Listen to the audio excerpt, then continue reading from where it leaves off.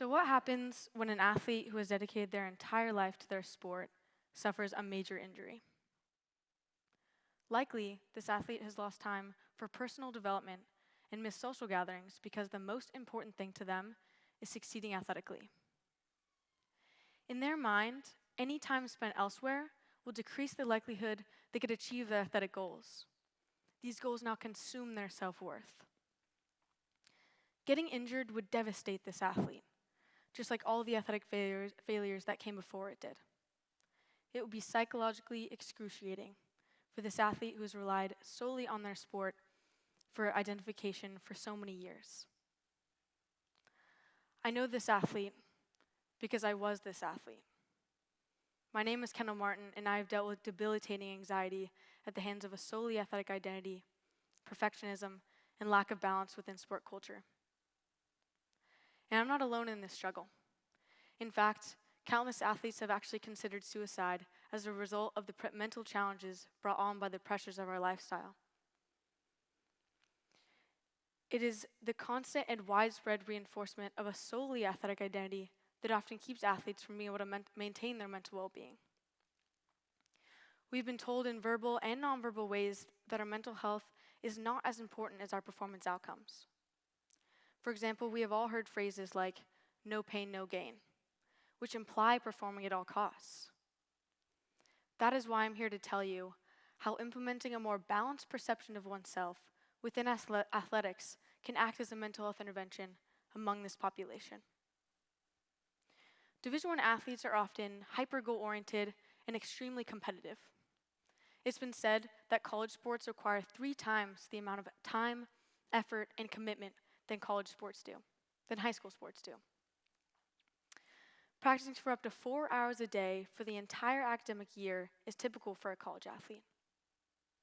Even when they're not at practice, they're expected to avoid risks in their social lives, personal commitments, and travel choices. Failing to meet these expectations can cost an athlete their starting position, if not their scholarship. This high-intensity lifestyle is why many athletes experience burnout, and the stakes only get higher at the professional level. I've been known as an athlete my entire life, having spent a majority of my time on a number of sports teams. Whether it's playing volleyball, basketball, soccer, or track, I was moving from season to season throughout my childhood. My identity as an athlete was being formed way before I came to college. Once I discovered I could throw a spear as far as possible for sport, I was hooked. And I'm currently in my 5th year of throwing javelin for UCSB's track and field team. In the beginning of my career, I prioritized my sport in every way. Whether I was on the track or not, I was thinking about ways I could improve.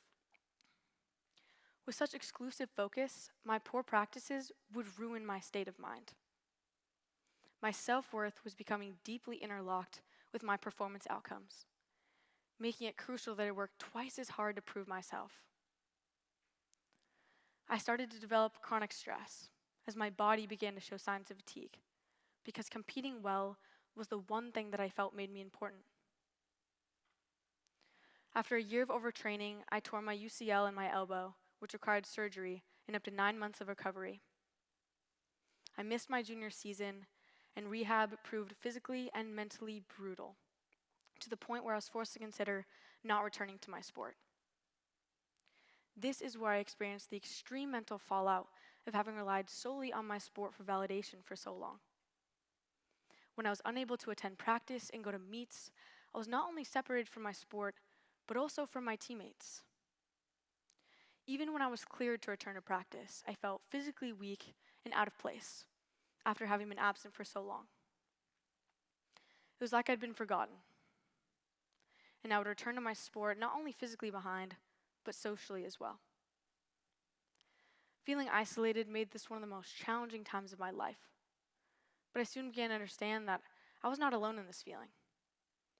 This same story appears over and over again for professional and college athletes alike.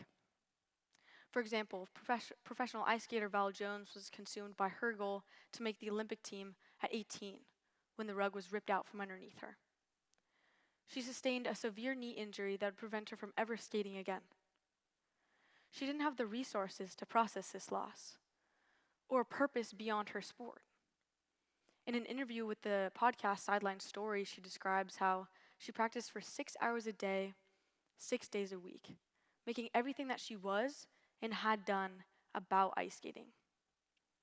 She goes on to say that this injury was like experiencing a loss or grieving a death. Losing her sport was like a part of her had died due to its dominance of her identity. Ice skating was not something she did, it was who she was. Apollo Ono, the most decorated Winter Olympic athlete of all time, describes his struggle with retirement in his book, Hard Pivot.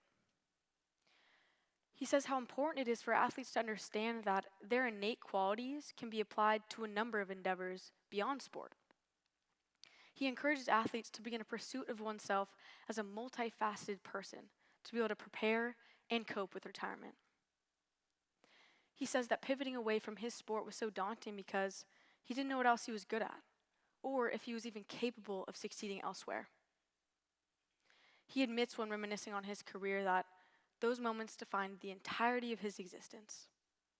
This gives weight to the impact that retirement can have on athletes.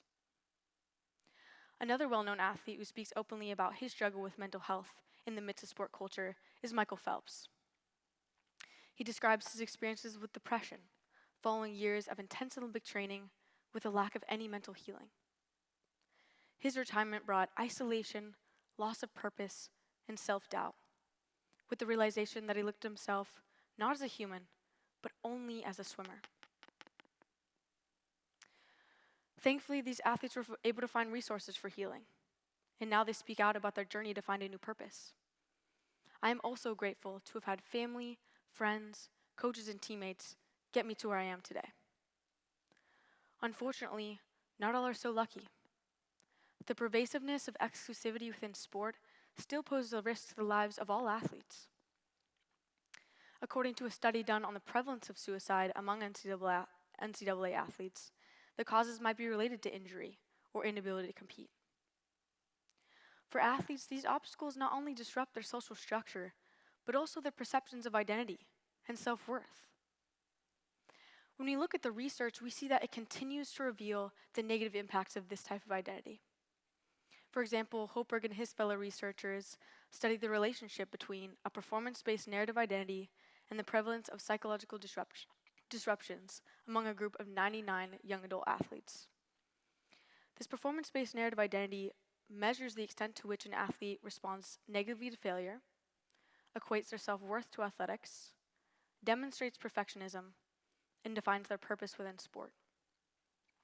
The results show that those with the highest performance-based narrative identity also have the highest rate of psychological disruption, which in this case are depression, anxiety, shame, and low life satisfaction. Another study done within the journal Social Psychiatry reveals that those with the most intense athletic identity also have the most intense symptoms of depression and anxiety following retirement. Therefore, it is crucial that we remedy identities that rely too heavily on athletics to be able to improve the mental health of this population. In terms of my own proposed interventions, I see coaches, academic advisors, athletic trainers, and sports psychologists as catalysts for change. Coaches need to show their athletes that they will support them as human beings first. They need to encourage athletes to prioritize their mental and their physical health so they can show up to practice ready and open for healthy challenges.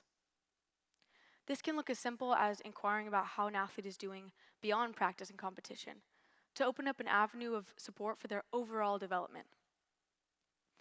We know that success is derived from continued hours of hard work, but there's so many more hours in the day to pursue a balanced lifestyle. Coaches could remind athletes that while it is important that they remain focused during practice, it'd be extremely beneficial for them to shift their attention elsewhere when not on the field. Academic advisors need to aid athletes in their pursuit of academic interests as it relates to their future careers. They need help athletes explore skills they have beyond sport while also highlighting the skills they've already gained.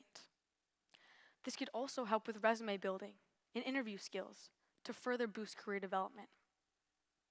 Athletic trainers are the main contact for athletes during injury, so their role is crucial in ensuring athletes remain supported during this process. They could address the points of psychological recovery at the beginning of the process by connecting an athlete with a sports psychologist. That is why it is crucial that a sports psychologist be provided to each athletic department. Often, a sports psychologist is provided to improve a mental game by increasing confidence or decreasing fear of failure. I am suggesting that these psychologists also provide proactive programs to help athletes separate their self-worth from their performance before critical issues arise. Ideally, this psychologist would be able to help an athlete form a more grounded sense of self to be able to have mental stability beyond coach approval. These interventions via psychologists, coaches, and academic advisors would help athletes form a more robust identity, as well as provide a model for coaches and families of younger athletes. With all this being said, I'd like to return to my original question. If an athlete knew that they had immense value beyond their sport before showing up to the game that would end their season, would they still fall into the same anxiety and depressive-ridden state? If this athlete had career aspirations, hobbies, social connections, and self-worth beyond their athletic achievements, would athletic failures still devastate them? I can say that these would have absolutely lessened the psychological disruptions that I faced during injury and underperformance. Athletes with more balanced identities would be able to persevere through failure, injury, and retirement in ways that preserve and even strengthen their mental health. Being an athlete is an amazing opportunity that often provides lifelong friends, unique experiences, and a sense of achievement. Participating on a sports team instills invaluable skills like teamwork, leadership, and determination. I am so grateful that I had the opportunity to be an athlete at multiple levels. That is why I'm so passionate about seeing an improvement in a mental game that is bigger than just wins and losses. I would hate for all the positives of being an athlete to be lost due to the lack of attention paid to mental health. I strongly believe that promoting value in a whole self with a less fragile, more balanced identity would have a significant positive impact on the lives of all athletes. This vital shift would decrease the likelihood of psychological disruption to allow athletics to be a source of long-lasting fulfillment. Establishing multiple sources of purpose in your life can be extremely effective in finding a more consistent confidence. As I enter my final season as a gaucho, I have sustained yet another injury. I have felt invisible in ways that have devalued the work and commitment that I've put in the last 5 years. As unfortunate as this is, I've been able to see all the mental growth pay off, as persevering and finding perspective this time around has come much easier. I now understand that no one can erase the impact that I have made, as it is my own opinion of myself that matters most. I intend on giving this season my all, with the knowledge that I've already done all the work necessary to be proud. When looking back on my career, it's clear to me that I lost passion for my sport due to the pain and the pressure that created tunnel vision. Something that I enjoyed for so many years became the source of my suffering. While my elbow injury was one of the most challenging times of my life, it was also the most transformative. I was able to explore my identity further through the help of various psychologists and family members who supported me during my recovery. Establishing myself as a multifaceted person allowed me to enjoy competing again, no matter the outcome, and gave me a sense of security I could have never imagined. I'm so proud to stand here today and say that I am not only a Division I athlete, but also a mental health advocate, a leader, a helper, a sister, a friend, and now, a TEDx speaker.